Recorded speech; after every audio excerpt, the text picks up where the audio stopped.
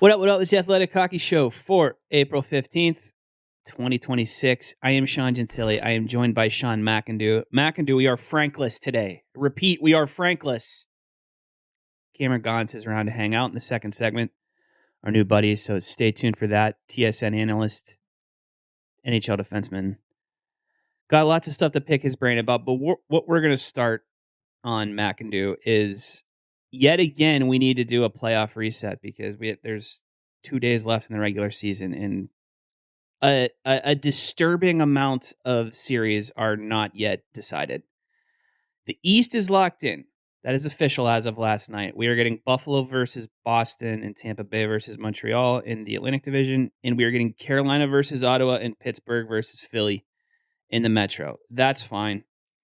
The Western Conference, though, buddy, this is a mess. We know Stars Wild is happening. Other than that, everything is in the air. It kind of feels like we've got the main event locked in.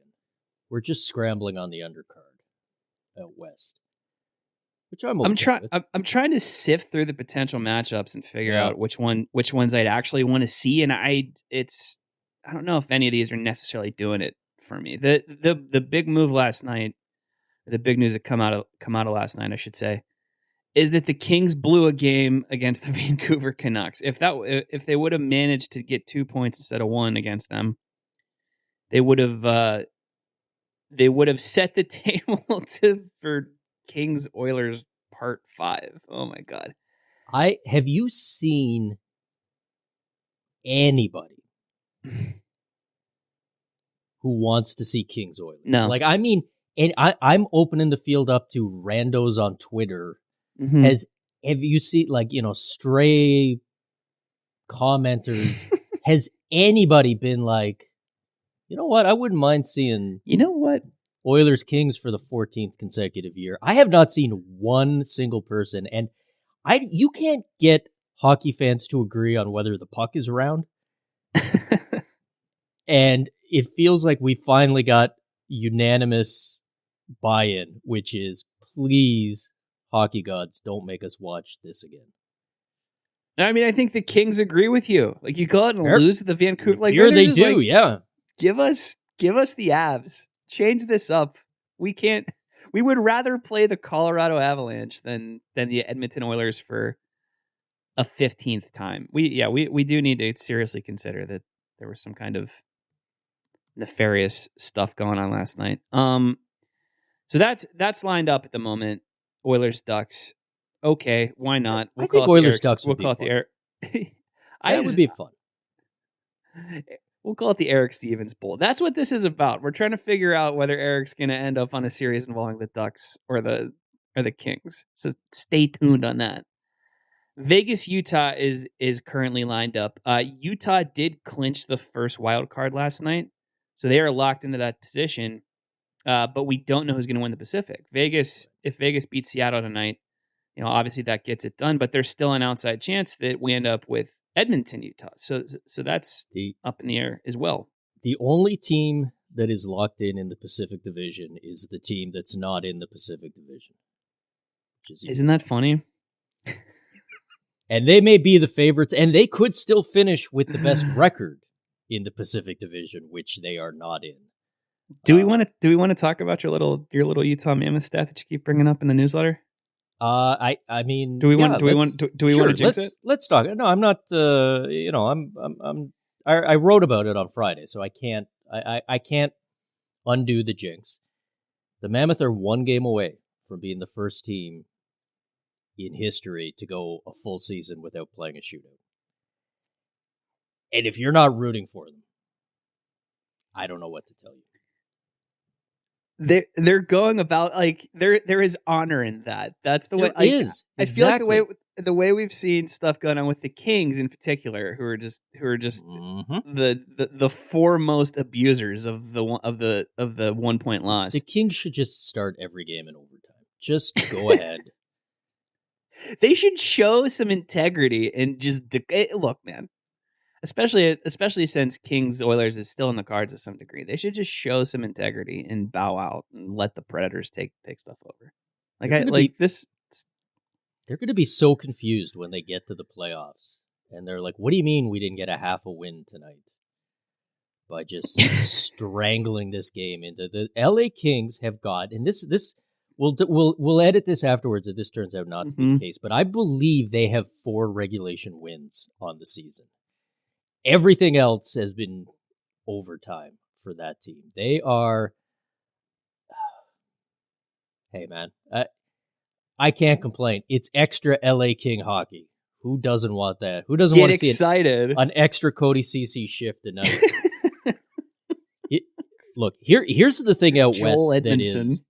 Here's the thing out west with those the 4 Pacific Division teams. And I'm counting LA here.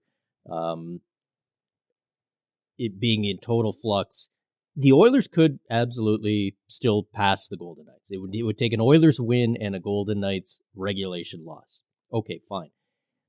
The less likely, but still very much in play scenario is if Anaheim and LA both win, and if the Oilers lose in regulation in their finale, the Oilers drop down to the wild card. Oh my God. Which would mean after an entire season of Colorado lapping the league and being the best team in the league, we all agree they've been number 1 in all the rankings all year long. Their reward would be, here you go, here's Connor McDavid and the Edmonton Oilers in round 1. And for once, it wouldn't be because the format is screwy. It wouldn't be like, it would be just because the standings would be telling us that the Oilers are the 16th best playoff team. But can you imagine that? Like, that, here you go, here's your President's Trophy, and here's an angry Connor McDavid. Have fun. Yeah, it comes with a stuffed animal too. We talked about the Central being this ridiculous division. Never occurred to me that the 4th Central playoff team could be the Edmonton Oilers, the 2-time defending conference champions. I think after like a half hour of staring at the standings and trying to gamify all this stuff, like I don't think it occurred to me until you brought it up. If the Oilers end up dropping to the wild card and they go over to the Central, just cancel the Pacific Division playoffs entirely, and we'll let the Central go like best of 13 for all their series. What's the problem? Who complains? Who says no about that? Probably the Pacific teams, but you know what? Win some games in regulation, I say. Wins it, yeah. My the Ducks, they're 2-6-2 in their last 10. This is happening because of Anaheim. Anaheim Ducks. They're the team that's wearing the collar right now. Yeah, but you know what? The Anaheim Ducks are going to be the only team in the Pacific Division that wins more games than they lose. True. 2-6-2 down the stretch. I don't know. It's not the Golden Knights. It's not even going to be the Oilers. We hate the Pacific Division. That's what the title of this episode is going to be. And by the way, hates the Pacific Division. If it does happen, especially if the Oilers cross over, I don't want to hear from Golden Knights fans after they win the conference final going like, oh, somebody wanted to cancel. Yeah, if you beat LA and Anaheim or something in like that, or you beat Utah and the LA Kings, and then you get an exhausted Colorado Avalanche and you beat them in the conference final, don't come back to me and like spike the football. This is not a real division. Especially when Pacific at least one person on this show picked the Vegas Golden Knights to win the Stanley Cup preseason. Fool. It was me. Absolute fool. Oh, and by the way, the other fun thing is that it is still possible that the winner of the Pacific Division, first place, home ice, all those great things. Good job, guys. You took care of it. Hang a banner. Might finish the season with fewer points than the Detroit Red Wings, the disaster we're all making fun of. Also, they might be right there with the Columbus Blue Jackets. How are the Blue Jackets doing? Oh my God. Did they finish? They probably finished strong, right? That is the single biggest story to come out of last night, because like I'm Ovechkin'd out. I can't talk about that guy anymore. Potentially playing his last game against the Columbus Blue Jackets. Blah, blah, blah. Mm-hmm. The bigger issue coming out of it, Washington wins the game 2-1. That game was played at, I would say, 25% speed by both teams involved. It was absolutely awful. Rick Bowness took notice. Jeff, roll the audio, please. Rick, you've been a part of a lot of games and a lot of seasons. Have you ever been part of something that's as frustrating as this has been down the stretch?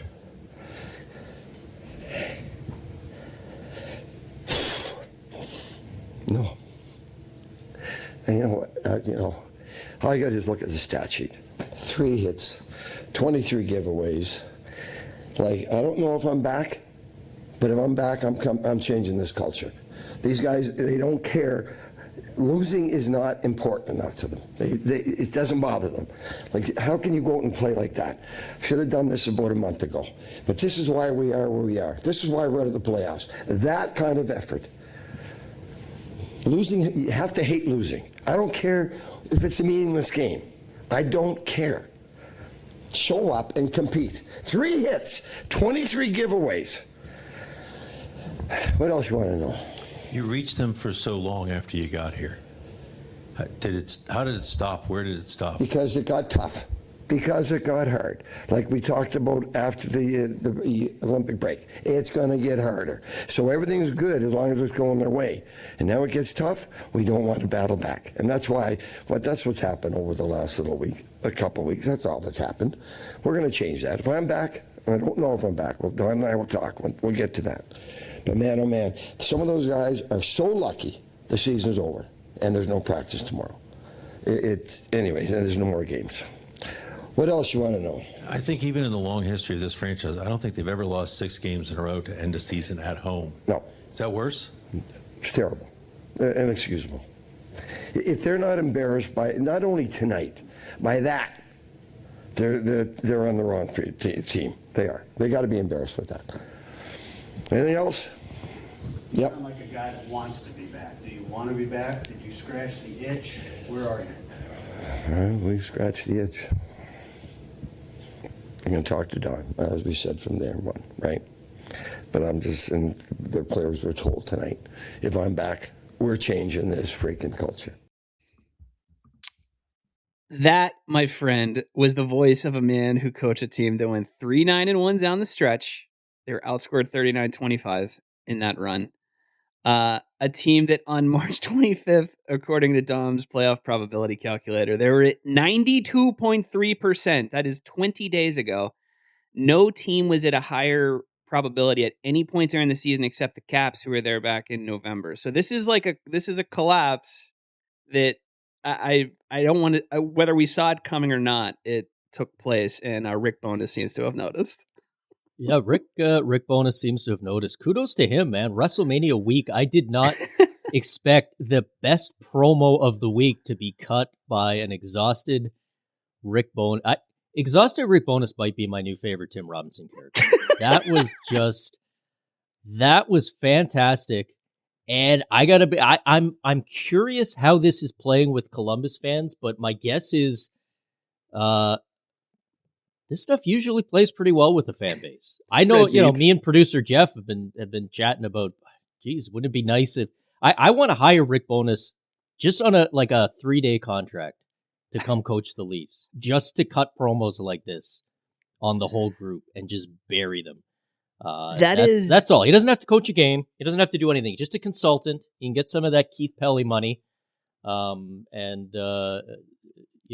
long as you know how to use ChatGPT and all of that stuff. Yeah, that is making a ChatGPT prompt of like exhausted dad energy. Yeah, that is there's lots of different categories of coach rants and coach meltdowns. I think exhausted dad is one of my favorites, and I think Bowness hit that one out of the park.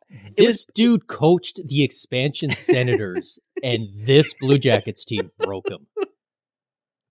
He showed up already just out of breath. You know what I mean? He was so mad at the start of it that he'd worked himself up to the point where he was panting. My favorite part of it, the very ominous, we scratched the itch at the end. We scratched the itch. I've never heard anybody use that term threateningly before. Yes. How do you turn that into I give him credit. He did. He turned it into a threat. Terrifying. So, yeah. Where does that rank on the 10-point scale for you?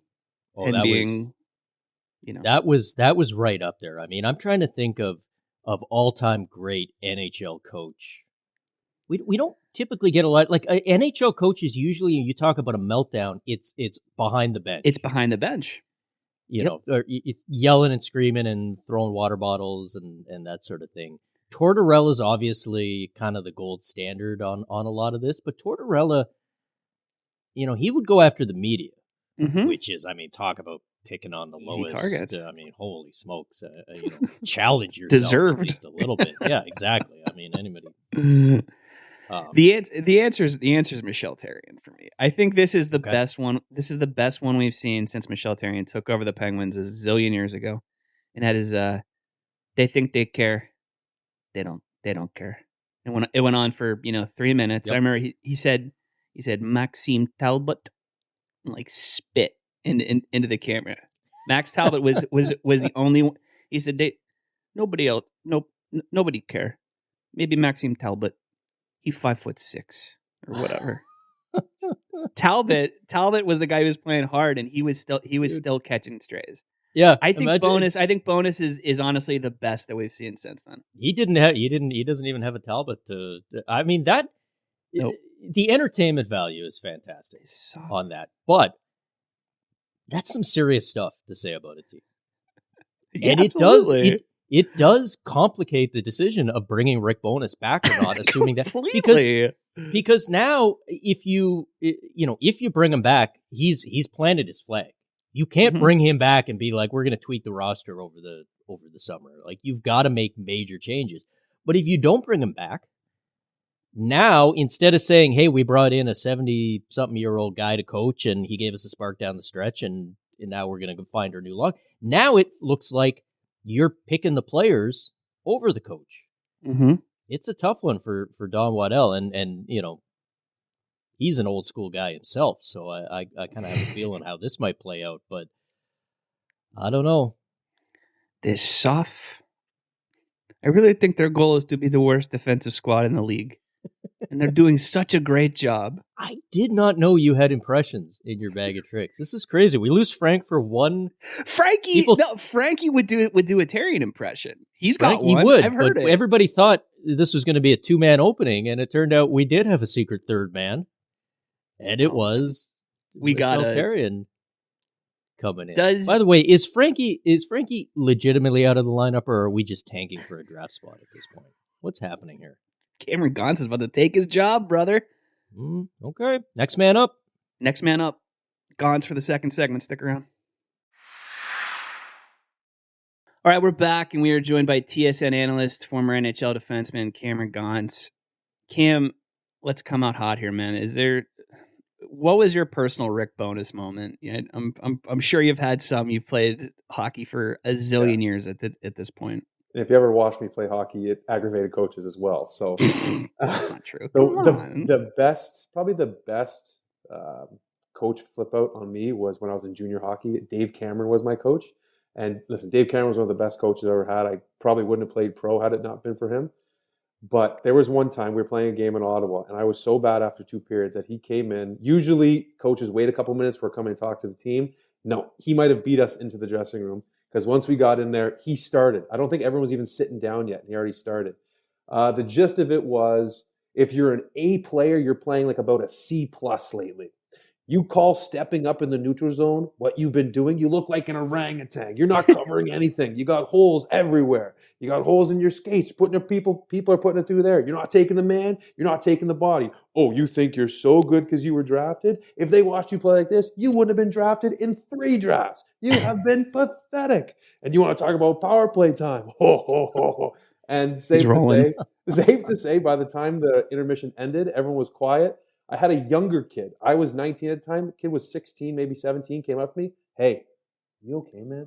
Like, oh my God. And again, my emotional intelligence at the time, I'm still not exactly the most fluent in emotional intelligence. But when of course my defenses went up. Yeah, I'm fine. What, you fine? What are you? I'm fine. Please. Yeah, why wouldn't I be fine? Why wouldn't I be fine? Everything's cool. And then I proceeded to sit on the bench for the entire third period. And the whole bus ride home, afterwards, I messaged my parents, kind of let them know what happened. My dad said it should have come about 2 weeks ago. So he was kind of on the same signed boat off as Dave Cameron. So that was probably my best individual one. Love it. I love the orangutan catching a stray there too. What's the like? fact- Do orangutans have bad gap? Like, come Well, on, we orangutan don't gets know history. that they have those issues. Maybe he's wonderful, but orangutans, they like to get big, open up their legs wide, hands wide, and that's essentially what I was doing. I was giving up tons of openings and then not taking anything away. Good God. We wanted to touch on the NHL agent poll. We haven't had a chance to do this yet. Is a Myrtle CJ Russo joint that dropped a couple days ago. No surprise at the top. They pulled 27 different agents.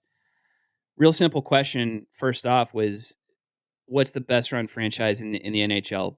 The Lightning got 11 out of 27 votes. That's 7 more than any other team. Julien BriseBois is at the top of the food chain for them, Cam, and he's a guy who you've certainly had some dealings with in the past, right? Oh yeah, I've dealt. So even before I was with the Tampa Bay organization, I dealt with him with the AHL CBA. I was a member of the executive for the PHPA for 7 years, and when we negotiated the CBA, BriseBois was on the other side. And safe to say, after our first negotiation, we realized what we were in for when we all had the CBA in front of us, marked down which page to go to. He didn't have one in front of him, and we were talking about travel home, American League travel home, essentially stipends for players when they go home. He then quoted 3 different sentences and articles of that subsection without looking at it. Right away, we all kind of realized, okay, he came to play. And once I was in the organization, you can understand why they're so good. I can't agree more. They're the best run organization I was ever a part of, and I was with some very good organizations. Mm-hmm. The thing about playing in the American Hockey League and being an up and down guy is you see a lot of the assets and a lot of the parts of an organization. You see the scouting staff, you see the player development, you see the American League coaches, you see the NHL when you go up, and you see how everything is kind of integrated. And I know it's corporate speak, and I've been getting on Keith Pelly about corporate speak lately when I've been doing my TSN hits, but their vertical integration, their ability to have everyone on the same page, communicating, understanding what the goal is unlike any other I've been a part of. He is someone, Julien BriseBois, someone that treats everyone with respect. He makes sure that everyone is doing what's necessary, but he's also going to tell you exactly how it is. Like, he's not going to sugarcoat things. And another part about Julien BriseBois, after I left the organization, I continued to keep in touch with him. And I was doing a university course, and one of the courses was essentially interview someone that's within a role you might like to get to. He ended up writing me like 2-3 page email answering some of the questions I had. He didn't need to do that. This was in season. He didn't need to do that, but he went out of his way to help me and explain things. And in that, he had a lot of very good little nuggets about being a general manager that you see from him. One of them was a GM, their main goal is fixing future problems. So anticipating problems that are going to come up and fixing them. Because if you're reactionary, that's when problems occur. And you see it more and more these days with teams that have a plan in place and then something goes askew and now they're reacting to it instead of already having a plan for when that occurs. So I couldn't agree with this poll more. They definitely would have been at the top of my list. And we've seen it from the way he goes about his business in a zillion different ways with Tampa. But what you said makes me think of, with the emphasis on planning and trying to avoid problems before they come up, that makes me think of stuff like the Brandon Hagel trade and extension, right? Like, he's plotting far enough down the line where, that there is that kind of future focus that makes him so good at his job. Couldn't agree more. Like, and they've got the other thing that they do, and if you look at their roster right now with I think 4 of their defensemen essentially are guys that 3 or 4 of their defensemen are guys like first-year guys. Like, when you look, not quite first year, but still Daustust, Lilleberg, Carlisle, like, all these guys are being implemented because even Darren Radish, yes, he's not a first year, but he's someone who was brought in as a free agent. When you're part of that organization, it doesn't matter if you're, when I was there, a 28, 29-year-old journeyman essentially, or if you're a first-round pick. Everyone is being treated as an asset that can potentially help the team. So all members of the development staff are willing to help you. All members of the coaching staff are willing to help you because if you're signed by that organization, they see you as being able to help. Because if they're paying you, you need to help them towards their goal. That's winning the Stanley Cup. So when I was there, I was getting, and I know this because Barb Underhill works in Toronto. So I know how much she costs if you want to use her in the summers. So when she would come to Syracuse and offer, hey, we're going to work with these prospects, but everyone else is allowed to join, not only did I see it as my career, obviously being able to help my career, but I also saw it as, okay, well, that's $400 in the summer, so I'm going to go save myself $400 and jump on the ice with her. And that's available to you when you're my age, whereas other organizations, it's not. I'd show up to the rink at, let's say it's a 10:30 practice. I show up at the rink at 8:39. I see young guys already going on the ice. And my thought is, well, can I jump on? Like, yes, I know I might need more help than them, but like, can I get in the way? But again, there's reasons why certain organizations, they allocate funds in different directions. Tampa, yes, they allocate funds to the younger players because they're the ones that typically need the most development. But if you're under their roof, you're allowed to get that same tutelage and that same development, and you see it in how they turn over players year after year. So Cam, the Lightning obviously are regarded as the gold standard in the league, and they've had a ton of success on the ice. My question to you is, which AI tool do they use to come up with trade offers? Is it free ChatGPT, or are they like on one of the? It's the middle paid plan. They don't have the full freight thing that costs like $100. Are they on the $8 a month? They'll pay a little bit extra for increased image generation. And that would be. I could only imagine. So like the idea of thinking about that organization, maybe they do. I haven't seen it, but like for instance, when I was there, Pat Verbeek was still a professional scout. He's part of the like management crew. He'd be showing up in Syracuse on a practice day at like 7:30 in the morning at the rink. Because he had his like his old Punch Imlach type hat on, and he's in the dressing room just watching guys kind of walk in. The idea of that guy who's got his notebook out, like watching all this stuff, grimace on his face at that early in the morning, just mad at everything, and that guy using AI for anything. It's just hilarious. Pat Verbeek, the world's angriest man, getting yelled at by his boss to type stuff into ChatGPT. Maybe they do. Again, I don't know. I know they had a very I've heard the term a lot lately, robust data system or data group, but maybe they do. But I cannot imagine some of those people that are there. They use the information that's given to them, but the idea of using AI is hilarious to me. A team that is using AI. Good segue. Yeah. The Toronto Maple Leafs. There's a big story that dropped on the site today. It's Jonas, it's CJ, it's Myrtle. The headline says it all.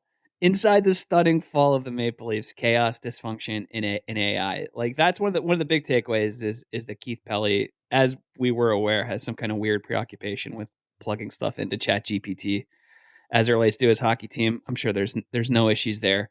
But there were other points that were raised in this story, fellas.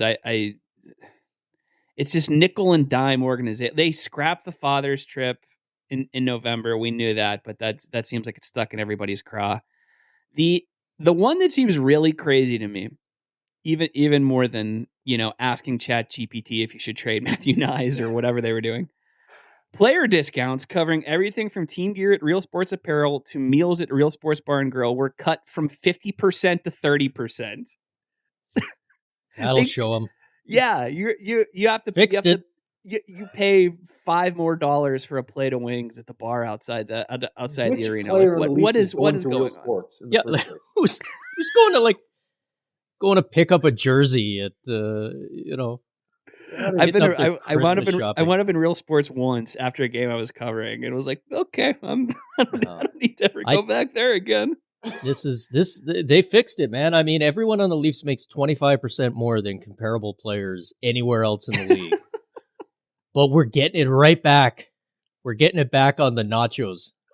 So that thing trip is crazy to me, because when I was with the Marlies, we had a mentors trip. Like I was the Marlies, and even then we had a mentors trip, and it was so well run. Like it was so much fun to have this was the first chance my dad was able to come to one, because I was actually, not fun fact, but fact, I was sent down twice the week a trip was supposed to happen. Oh my God. So once was actually with Tampa, and I grew up with Steven Stamkos, and my dad and his dad actually had a conversation about how we'll fly down together. Like this will make things easier for my dad because he hadn't been through one of these, whereas this was old hat for Mr. Stamkos.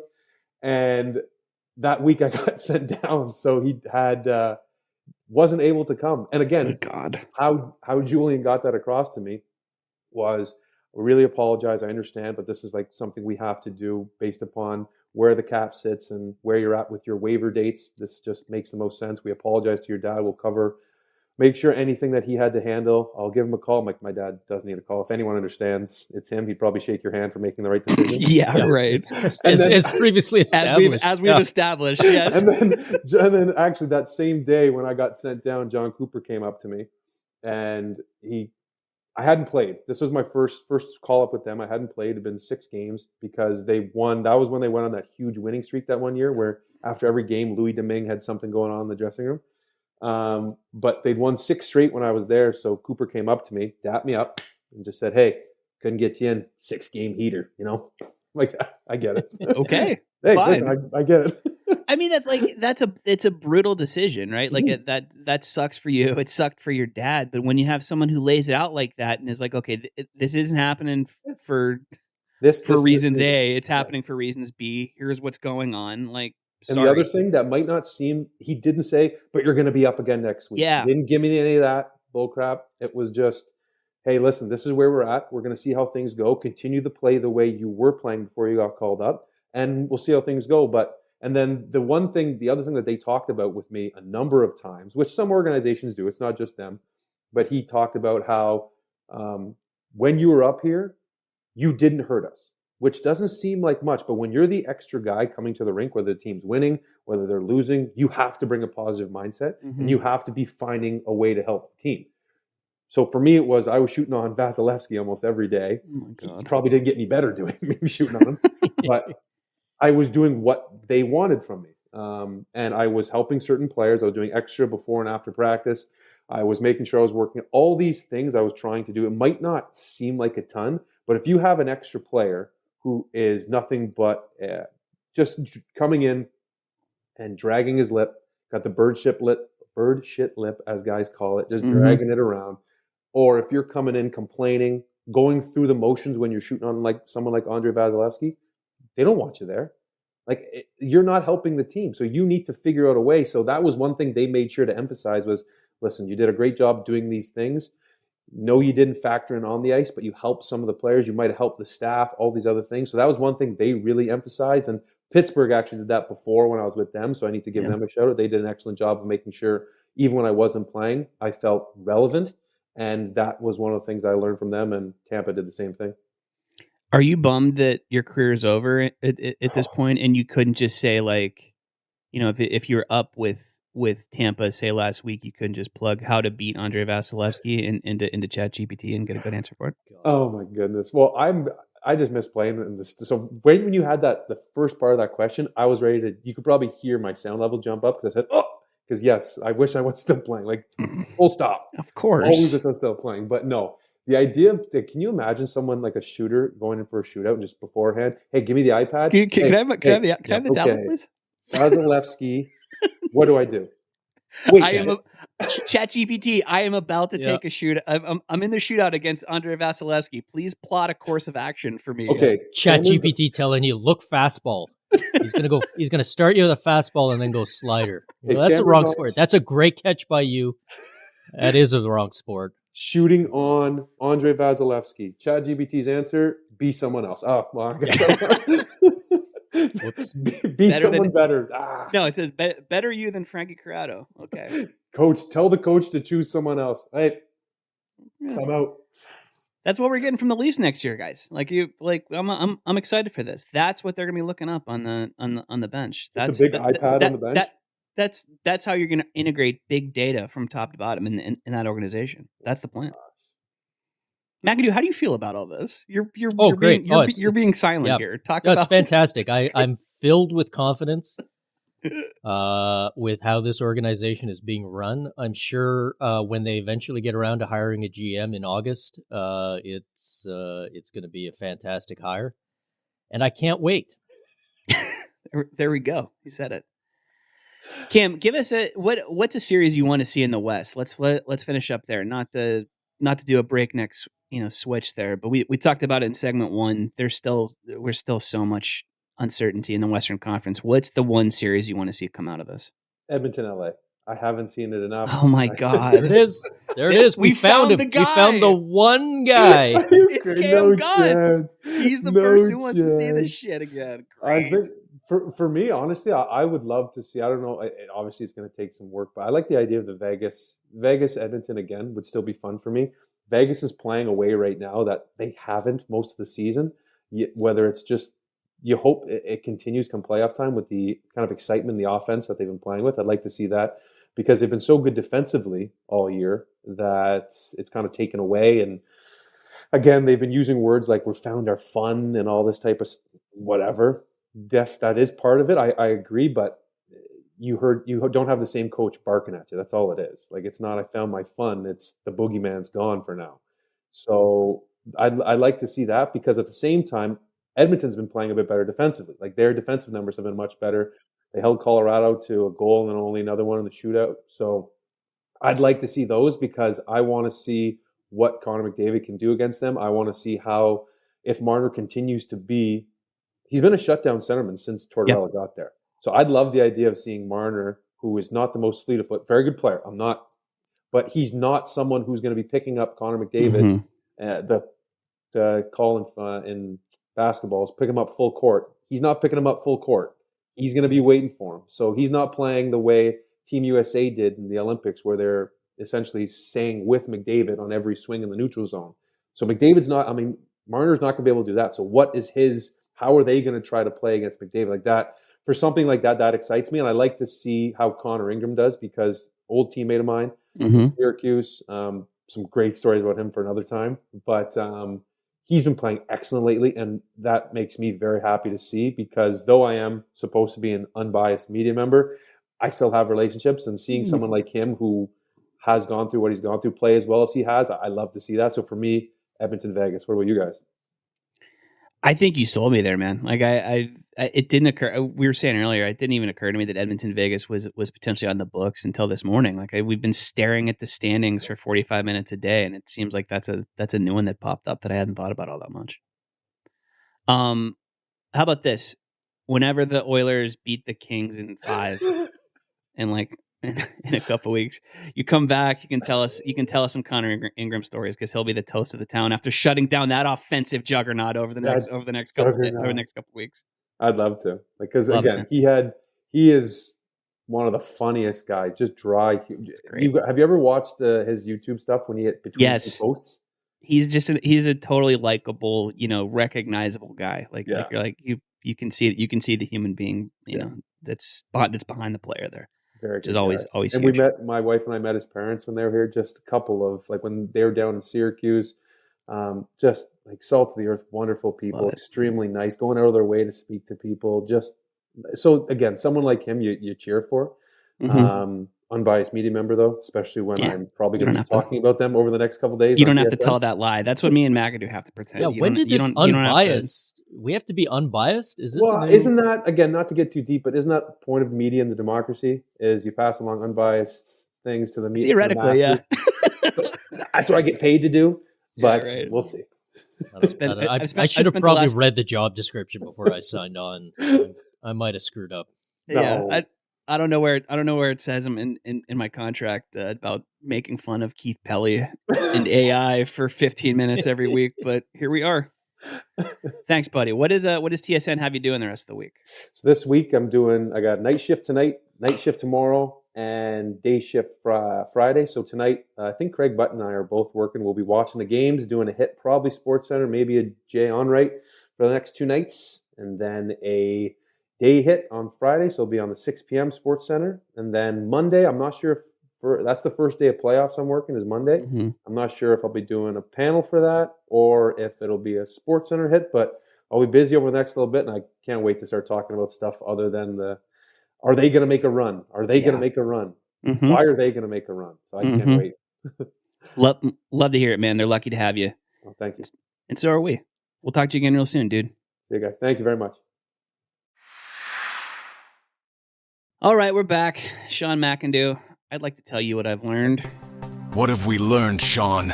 I learned that Wild goaltender Jesper Wallstedt actually cares how people spell his name and say his name. we're not sure what. Like Russo seems to think it might have been some kind of prank. It could have been a logistical issue. In any case, his name was misspelled on his jersey last night. It was spelled Wallstead. Goes out there. It is, in actuality, it is Wallstedt because he's Swedish. Goes out there, misspelled name. It gets fixed eventually. And then after the game, he obviously took it in good humor, but he was clearly annoyed. He said he wanted to throw the jersey away and all that stuff. And I have learned through the way he received this is that Jesper Wallstedt is the ultra rare specimen in the NHL. He is an NHL player who actually cares how his name is spelled, because we've seen this way too many times over the years, whether it's pronunciation or whatever. Nicholas Grossman being the most egregious. Longtime defenseman gets traded from the Sabres to the Flyers midseason. The Flyers looked at his passport and were like, "Hey, you have an extra N on your name?" He was like, "Oh yeah, I do. They just spelled it wrong when I came to the league, and I never corrected them."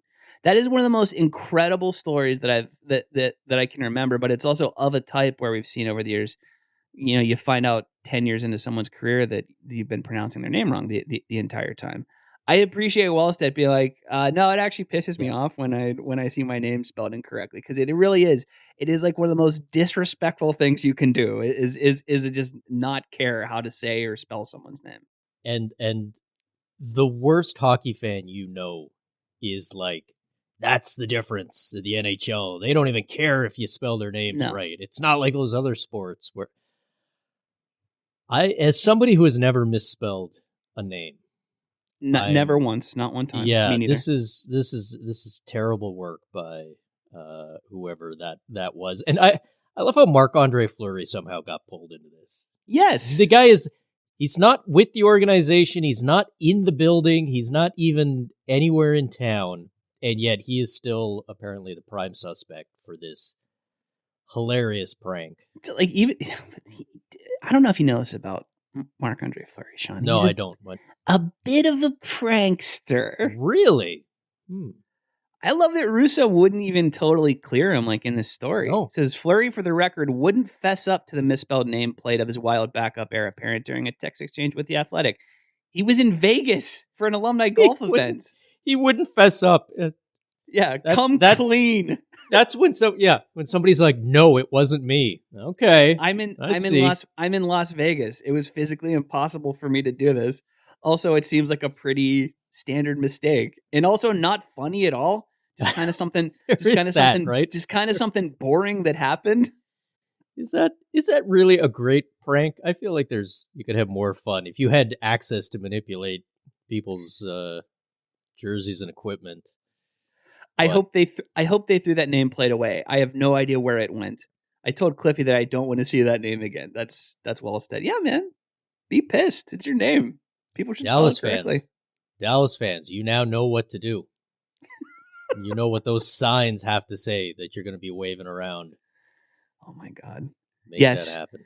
Yeah, they'll have time to make them, since we've known that series has been taking place for the last 6 months. Since October. Mm-hmm. I learned something that also had to do with jerseys and the back of jerseys. We need Frankie back for the segues, man. That was almighty. No, I think I'm okay with it. It's 5 out of 10. Morgan Geekie made some history last night that is important to me and possibly nobody else but me. But Morgan Geekie got his 39th goal of the season last night, and then failed to get to the 40-goal plateau, which you think would be important. Players like those nice round numbers. You think he'd want to join the 40-goal club. Does he have a bonus written into his contract, or could be actual? Right? I don't. Yeah, it should matter. Let's hope not. But he didn't. Had a breakaway with 5 minutes left in the game. Did not score. Finished with 39 goals, which matters because Morgan Geekie wears the number 39, which means he has now established a new record for the most goals ever scored in a season by a player whose goal total matches their jersey number. Oh my God. And if people are familiar with my work, they will know that this You're building a seemingly roster? innocuous question became the subject of an infamous post of mine where I tried to answer it 5 years ago now, 6 years ago. It was during the pandemic. And at the time, That's eventually, why I don't remember this. I was pretty phased out at that point. it ended up being a much tougher question to answer than you would think, because in hockey, superstar forwards tend to wear either high numbers or low numbers.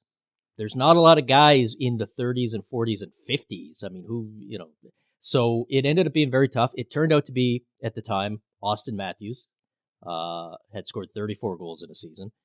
His record has now been broken by Morgan Geekie as the new record holder at 39. Wow. So rest easy, Austin Matthews. And Morgan Geekie is the new record holder. How do you even look that up? Like, how's that something you research? One player at a time. Oh my God. I feel like every week I did not have a lot going on back then. Once a month, I'm like, man, he's even if sicker. I'm like this He's even now, sicker than I thought. if I'm like this now, imagine what April 2020 Sean was like. Okay, I had some time on my hands. You're Lysoling your groceries and I will trying to figure out whether yes. Patrice Bergeron ever scored 37 goals in a season or whatever. I honestly would encourage people, if you haven't read the article, to read it. It has become my answer when somebody asks me my all-time favorite thing I've ever written, because it does become a descent into madness. And I don't know if it makes it better. I remember the this. Record has now been broken. You don't read any of my stuff. Yes, I do. Don't act like you. It's okay. Buddy, I was on the blog. I bought your first book. I don't know if I ever even told you that. Wow. All right. We didn't even know each other. Were you in the comments? Were you like, was there a Sean G in the none of your comments business? just trashing Maybe. me, making Kyle Wellwood jokes and just dumping on everything? All right. I'm going to go back and check that. But yeah, congratulations, Morgan Geekie, the new record holder. And thank you for missing on that breakaway. Guy understood. He had that sense of history. We appreciate that. Morgan Geekie in the Down Goes Brown comments in 2010 or whatever. I mean, honestly, given the how many hours I spent researching that stupid question, the fact that the record was broken by a guy named Geekie, pretty fitting. A little on the nose. Little on the nose by the hockey gods, but still not bad. Did you have a post go up today? The playoff contest has gone up today. Oh, right. This is the one question. That's it. I give you one question, you give me one line answer, and we see if you can correctly predict the NHL playoffs. It's nice and simple. Go check it out. All you have to do to enter is drop a line in the comments. We love it. And you'll be wrong, and I will make fun of you for it. Probably on this show. Quite possibly. Will Frank Corrado be I back? will also be wrong, but that's neither here nor there. I'm going to get ChatGPT to let us know what it thinks, and then I will be accepting my MLSE job offer. Did ChatGPT suggest those blue glasses? Maybe Maybe it did. Never know. Thank you, buddy. Thank you, Frankie Corrado, wherever you are, and thank you most of all to Cameron Gaunce. He's great. Can't wait to talk to him more. 6 games tonight. They're all pretty whack. The only one that matters is Vegas versus Seattle. That's a late night one. We could actually see some clarity to the Western Conference playoff picture come out of that. So stay tuned. Give that a look if you want. We're back with playoff preview stuff over the next couple of days. We're doing live shows at noon. It'll be a lot of fun. Join us, even though we don't know who's playing who yet. It'll get solved at some point, I promise. Have a good week. Talk to you with Haley tomorrow. Thanks for watching. Make sure to like and subscribe and ring the bell to stay informed and catch new episodes every Monday, Wednesday, Thursday, and Friday. And in the meantime, you can join our Discord community. We'll see you there.